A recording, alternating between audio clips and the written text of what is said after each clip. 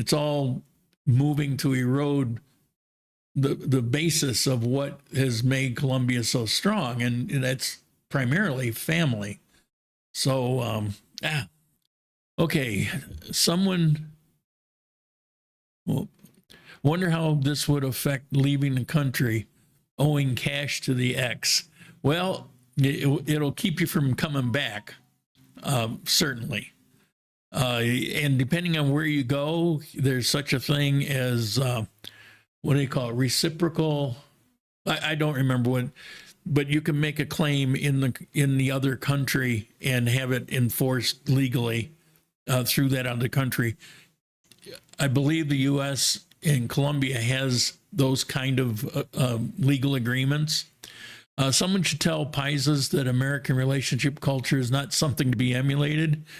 Well, more than Paisas, Paisas is the ethnic group of people that run basically from Medellin to here.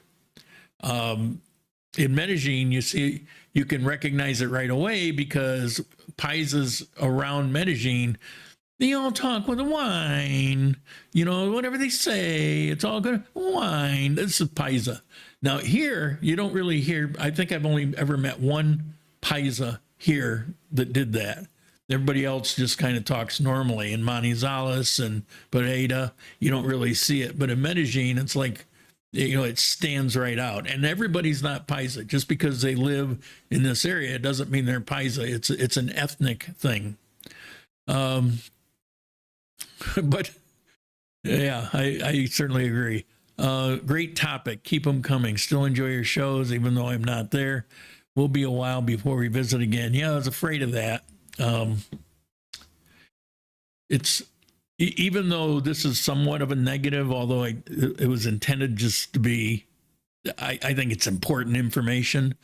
I still love it here. I don't want to be anywhere else. I don't want to move anywhere else. The only thing that comes up once in a while is I do love Manizales so much that I get a tweak every once in a while. Why don't I go live there again for a while?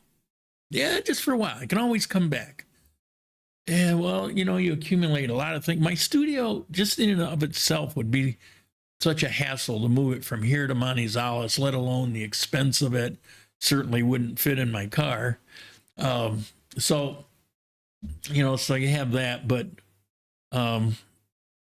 would I consider moving to Chile or Philippines or Thailand or Australia or New Zealand? No, I'm here. I had those choices. And although I chose Ecuador first, it was because I didn't think I could be here. But as soon as I found out that things were different, then I was here. So this was my first choice. My second choice would be Japan. And depending on where you live, I could afford to live in certain areas of Japan, although it would be kind of rustic living. I would have to relearn Japanese. Love the place, love the culture, but this is where I am, and it's by choice. I learned something. I thought Paisa was another word for Colombians. I thought you might have thought that. That's why I went into it. Sharp guy turned in late. What is the law, and does it work both ways? Well, you're going to have to watch this when we're done here, and it does work both ways. What do we have? Spanglish Angler. Have you heard by any chance if Enterprise car rental will be available at the airport, Aden, anytime soon? I know is available at Cali Pareda Airport. Enterprise? No. I didn't even know Enterprise was in Colombia. And having had a lot of historical close ties with Enterprise, I could care less. There's a rental company at the airport. It's a Colombian rental company. They're based out of Pereira, I think. They have an office here in Armenia. I used to use them once in a while until their prices just skyrocketed to the point where they're practically unaffordable for me. Unaffordable. You come from the U.S. to visit, you rent a car. On the other hand, if you're coming from the U.S. to visit and you don't know Colombia very well, it's stupid to rent a car. Rent a driver. Don't rent a car. You're asking for complications that are simply not necessary. There are a lot more non-Catholic churches here than I would have expected. Yeah, it's huge because they backfilled that vacuum that existed as the Catholic Church rapidly entrenched. That had a lot to do with scandals that were known worldwide. And it really hurt the Catholic Church. And then you got some popes that went in that had very liberal views that they would espouse that went contrary to the Catholic Church that everybody grew up with. And so those things drove people away. And so what you saw, I think the first ones on the ground were Jehovah's Witnesses, and they're everywhere in Colombia. I have a very good friend who's from the U.S. that's a Jehovah's Witness, and he's part of the congregations in Manizales here in Armenia. There's also a very strong Seventh-day Adventist. I know several people that are belong to that group, and then of course you have your Baptists. But I believe it's kind of that hierarchy. I think the strongest alternative to Catholic. Now I'm saying this kind of anecdotally, but with some knowledge. I believe the top of the list is Jehovah's Witness, Seventh Day after that, and then Protestant. But you're absolutely right. It used to be virtually non-existent. It was just Catholic, and now wherever you live in a city, you're going to have options. In a number of cities, you'll actually find language options too. I used them, the Red Golden Child. That car rental company was okay, but my driver was Colombian. We had something bump into us. Oh, a driver bump into us and tried to claim it was our fault. Yeah. It's just hassle. Collection points with Enterprise while conducting business in the U.S. I always get 4 or 5 days free when visiting Colombia, landing in Cali. But like you said, you never drove here. I don't recommend.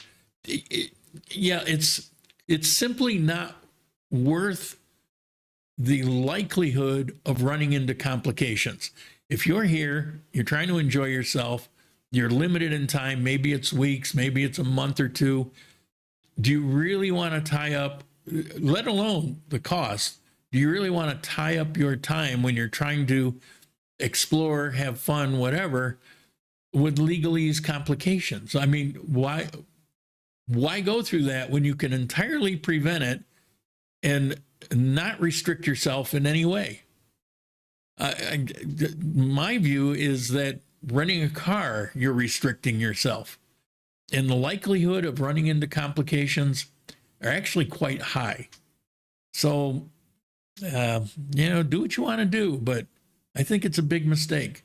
It's too easy to rent a driver, and it'll be about a third of the cost to rent a driver and his car than it would be to rent a car, have to drive yourself, and put yourself exposed to complications. Okay, that's it for the questions. I appreciate today. We had some pretty good questions. This is Charlie. Happy New Year. Appreciate your insight every week. Thank you very much. Happy New Year to you all. I hope it's a good one. I feel quite optimistic, actually. So we shall see. And with that, let's see. B. Nick, where do you go on the internet to find these new laws? Just Google Colombian marriage laws 2024. Or shoot me off an email and I can maybe find the link for you. But I found it easily, so you shouldn't have any problem. I found it first try, and I think that's what it was. I think it was New Colombian Marriage Law 2024. I think that's what I put. Or maybe I put 2025. I don't know. So it was very simple. And Luz had all the information on it. And it was very surprising to me that the only effect is a potential negative one. Okay. That's it. So last thing I have to say is, even though it doesn't really matter today, go Bills. And see you guys next week.